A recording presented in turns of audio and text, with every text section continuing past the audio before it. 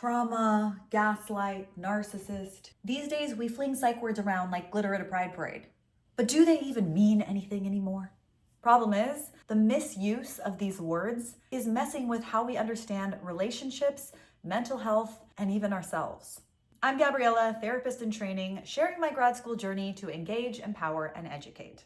Let's untangle the 5 most misused psych words online so you can use psych words like a pro, not a trend.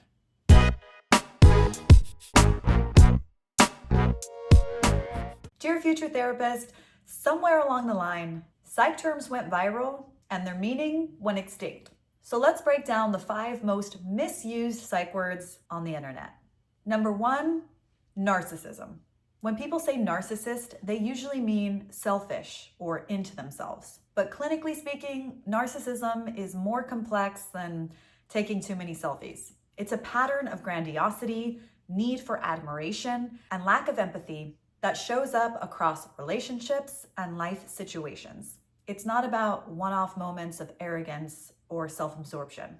It's about a consistent way of moving through the world that creates real problems in work, love, and friendships. Someone can be confident, ambitious, and even a little vain and not be a narcissist. True narcissism is basically when the world is a stage for them and everyone else is a supporting cast. Think of it like being in a play where the spotlight is always on one person, no matter what scene they're in. Here's how not to use it. He likes to celebrate his achievements. He's a total narcissist. Bragging isn't the same as having narcissistic traits. Here's how you might use it accurately. My boss constantly takes credit for other people's work, dismisses their feelings, and expects constant praise. That's closer to narcissism. But don't go diagnosing anyone just yet. If you want to take it a step further, here's the diagnostic criteria for narcissism straight out of the DSM-5.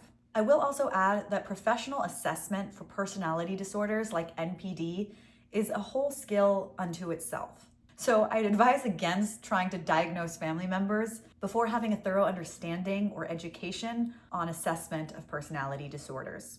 Number 2, trauma. We throw trauma around a lot. That exam was traumatic, or that breakup was traumatizing. But in psychology, trauma has a really specific meaning. It's when you're exposed directly or indirectly to actual threat or death, serious injury, or sexual violence. That could be living through it yourself, witnessing it, or learning it happened to someone very close to you. Now, other experiences like bullying, divorce, or losing a job can be extremely painful, even life-changing. But clinically, they don't meet the strict definition of trauma. That doesn't mean they don't matter. It just means they fall into a different category. Imagine your body as a smoke alarm. Trauma is when the alarm was set off by a real fire, and now it goes off every time you're making toast. Here's how not to use it. Ugh, the traffic this morning was traumatic. I know I've definitely done that before. Here's how to use it accurately. After the car accident, the sound of screeching tires still brings me back to that moment.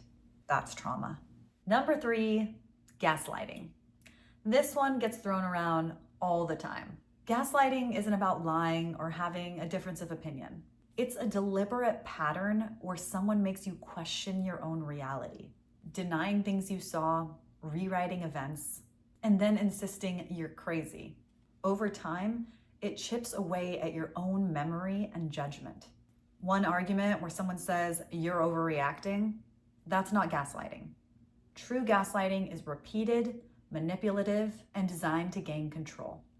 It's like someone sneaking into your house and moving the furniture around an inch every night, and then telling you you're clumsy when you trip.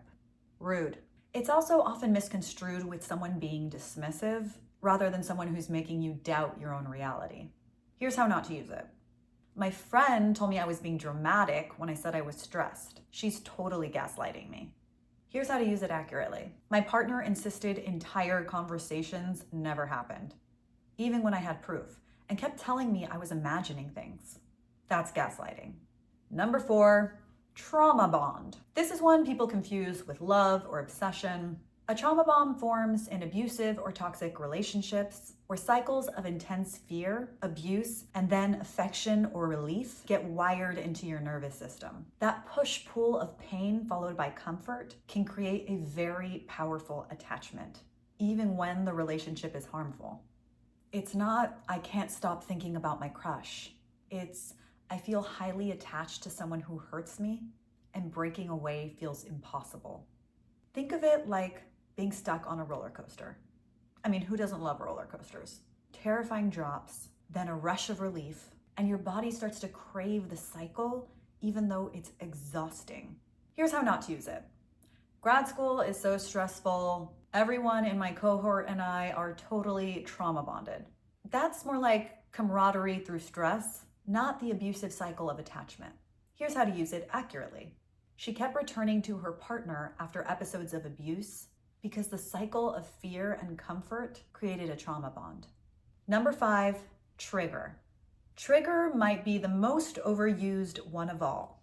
A trigger isn't just something I don't like. It's when a specific cue, like a smell, sound, or situation, activates a trauma memory and your body reacts as if the original danger is happening again. For example, fireworks might be exciting for one person, but trigger panic for a veteran who's been in combat.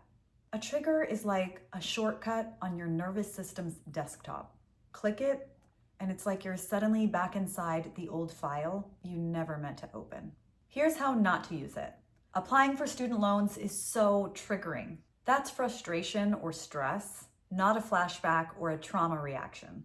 And here's how to use it accurately. The scent of that cologne triggered flashbacks of my assault. Using these words precisely doesn't just make you sound more informed. It helps us talk about mental health in a way that honors real experiences and avoids watering down terms that matter. Okay, so let me know in the comments which of these words you think has totally lost its meaning on the internet. And please share this episode with anyone you know that needs a psych word refresher. And if you found this episode triggering, well, then you totally missed the point. Dear future therapist, don't forget to like and subscribe, and I'll see you in our next session.